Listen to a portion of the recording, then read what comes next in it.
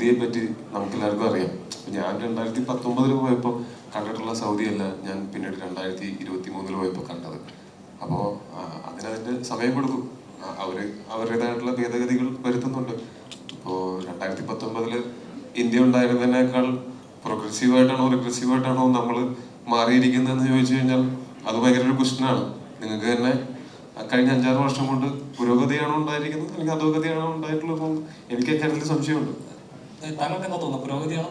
എനിക്ക് അക്കാര്യത്തിൽ സംശയമുണ്ട്. താങ്കൾക്ക് എന്ത് തോന്നുന്നു? എനിക്ക് ആ സംശയത്തിൽ കുവൈറ്റില് കുറച്ച് ഷോട്ടുകൾ കട്ട് ചെയ്ത് കളഞ്ഞിട്ടുണ്ട്. സൗദിയിലും ആ സിനിമ പ്രദർശിപ്പിക്കാൻ പറ്റില്ല. അത് ഓരോ രാജ്യങ്ങളുടെ, നമ്മുടെ രാജ്യത്തിൻ്റെയൊക്കെ ആണെങ്കിൽ നമുക്കതിന് വേണമെങ്കിലും ചോദ്യം ചെയ്യാം, നമുക്കതിന് വേണ്ടി ഫൈറ്റ് ചെയ്യും.